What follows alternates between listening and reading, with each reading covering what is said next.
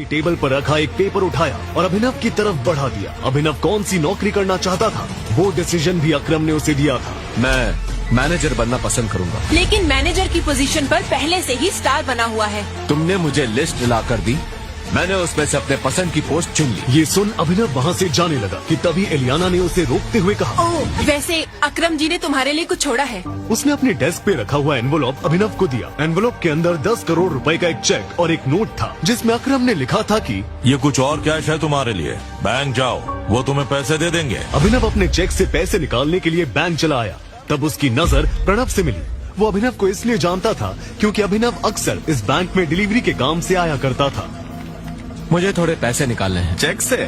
तुम्हें पता है ना, चेक से सिर्फ बड़ी रकम ही निकाली जा सकती है। प्रणव ने बिना देखे चेक फाड़ दिया। इतने में सिक्योरिटी वाले आए और उन्होंने अभिनव को चारों तरफ से घेर लिया। क्या हो रहा है यहाँ? ये आवाज किसी और की नहीं बल्कि बलराज की थी।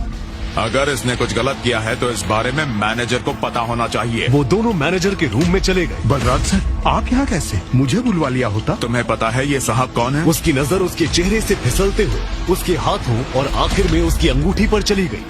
टाइगर, आपको यहाँ कितनी देर हुई? मैं आपके लिए क्या कर सकता हूँ? ये कौन है? ये उस टीम का आखिरी हिस्सा है जिस टीम के तुम कैप्टन हो। टाइगर, आपको अपने नौकरों को सबक सिखाना पड़ेगा, क्योंकि अगर मैं सबक सिखाने पर आया तो आपको पता ही है क्या होगा।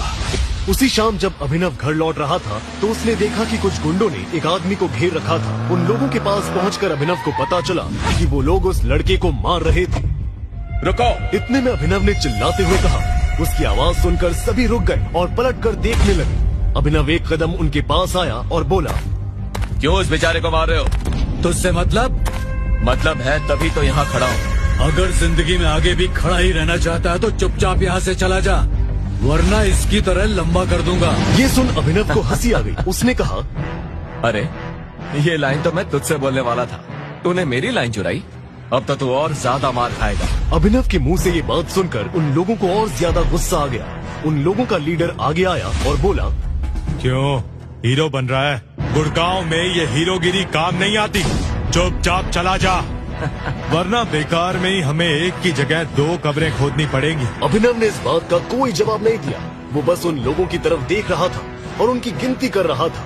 इतने में उसने एक लड़के से कहा, भाई जरा पीछे हटना। वो लड़का पीछे हटा तो आखिर में अभिनव ने अपनी गिनती पूरी कर कहा, अपने कब्रिस्तान वाले को फोन करके बोल दो कि वो 2 नहीं 20 कब्रें खोद कर रखे। 2 लोग 20 मुर्दों को गाड़ने आ रहे हैं। इस बात ने अभिनव के सामने हर एक आदमी के गुस्से को भड़का दिया था। इधर अभिनव भी अपनी मुट्ठी कस तैयार हो गया था। एक आदमी दौड़ते हुए अभिनव की तरफ आया और उसने अभिनव पर डंडे से वार करने की कोशिश की, लेकिन अभिनव ने उसका डंडा पकड़ा और उसके पेट में मार दिया। लड़का नीचे गिर पड़ा। पकड़ो साले को! लीडर के चिल्लाते ही बाकी आदमी भी एक के बाद एक अभिनव पर टूट पड़े। अभिनव भी उनका मुकाबला करने के लिए पूरी तरह से तैयार था। वो किसी का सिर दीवार से फोड़ रहा था तो किसी के पेट में अपना घुटना मार रहा था। उसने एक आदमी की पसलियों को उसी के डंडे से तोड़ा और फिर एक आदमी की गर्दन को दबोचकर उसे सड़क के उस पार फेंक दिया।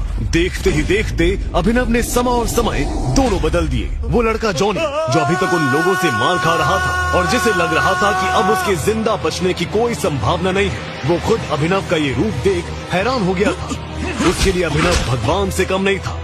जब अभिनव ने उनके लीडर को भी मार मार कर अधमरा कर दिया तो वो दर्द के मारे कराहते हुए बोला, कौन हो तुम? अभिनव ने उसे कोई जवाब नहीं दिया। वो बस उसकी आंखों में देख रहा था। वो आदमी जवाब जानने के लिए बेताब हुआ जा रहा था, लेकिन इससे पहले कि अभिनव उसे कोई जवाब देता वो खुद ही नीचे गिर गया था। उसकी आंखें बंद हो गई थी और उसने हिलना डुलना बंद कर दिया था। उसे इस हाल में देख अभिनव के चेहरे पर मुस्कान आ गई थी। इधर जॉनी का मुंह खुला का खुला रह गया था। उसने अपनी जिंदगी में ऐसा कोई आदमी नहीं देखा था जो एक साथ इतने लोगों को चित कर सके। वो धीरे धीरे अभिनव की तरफ आगे बढ़ने लगा था। अभिनव ने देखा कि उसके होंठ के पास से खून आ रहा था। उसकी आंख के नीचे काला गड्ढा हो गया था।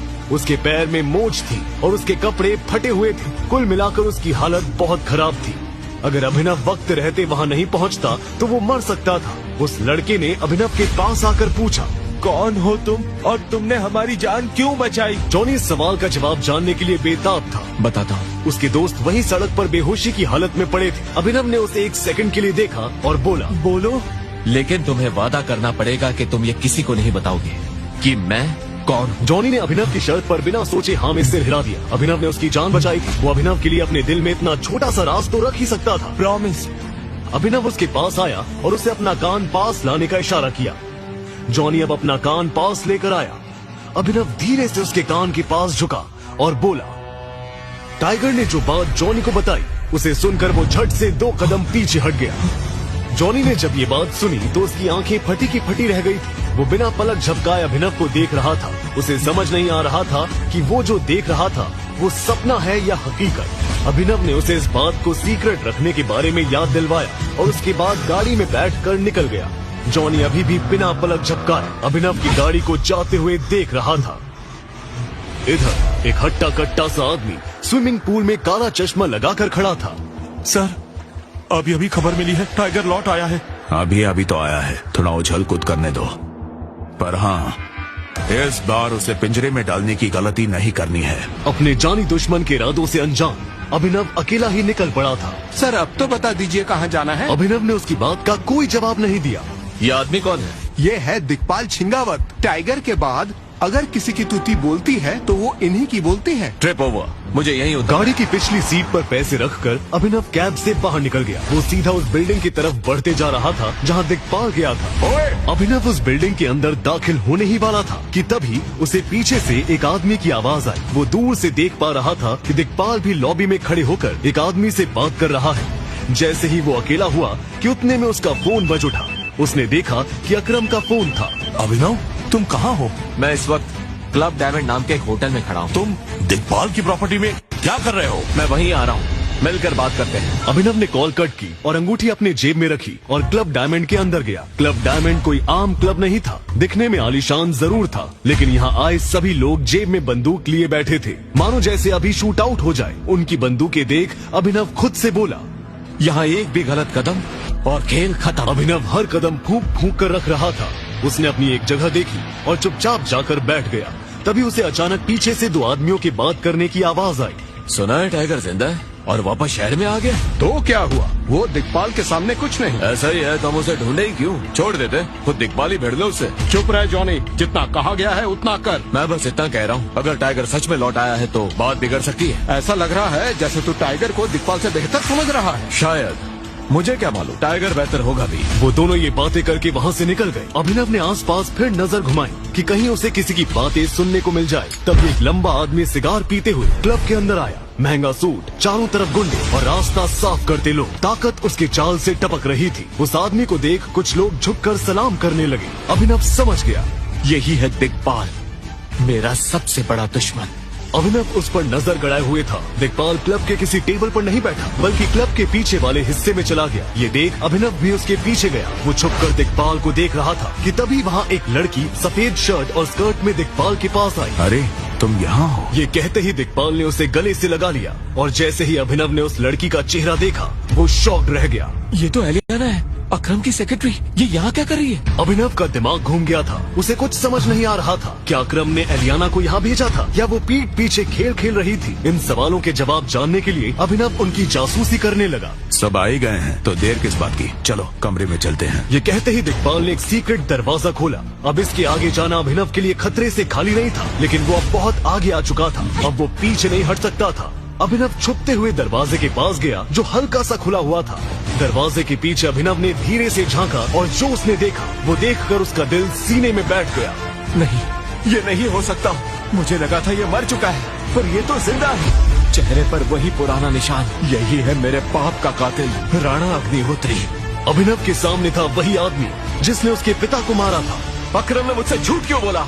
क्यों कहा कि ये मर चुका है? इसे मैं आज ही मार डालूंगा। अभिनव का गुस्सा तेज हो गया था। उसे राणा के अलावा कोई और नहीं दिख रहा था। वो बस उसी वक्त राणा पे हमला करने ही वाला था कि तभी हुआ कुछ ऐसा कि पूरी बाजी ही पलट गई। 1 इंच भी हिले तो यही मारे जाओगे। अभिनव ने पलट के देखा तो उसके माथे पे बंदूक तनी हुई थी और बंदूक ताने शख्स को देख वो हैरानी से बोला, तुम? वो भी यहाँ? तो वो सब तुम्हारा किया धरा है? आखिर कौन था ये शख्स? क्या ये था दिग्पाल का कोई खास, या अभिनव की मदद करने आया था? या एलियाना ही दिग्पाल की भेजी जासूस थी? या अकरम एलियाना का इस्तेमाल कर रहा था? क्या अभिनव अकरम पर भरोसा कर सकता है, या उसके पिता की तरह उसे भी फंसाया जा रहा है? और क्या टाइगर अपनी पहचान बाहर आने से पहले गद्दार को ढूंढ पाएगा? इन सभी सवालों के जवाब जानने के लिए अभी नीचे दिए इंस्टॉल बटन को दबाकर डाउनलोड करें पॉकेट FM ऐप और सुने ये धमाकेदार कहानी द रिटर्न ऑफ टाइगर।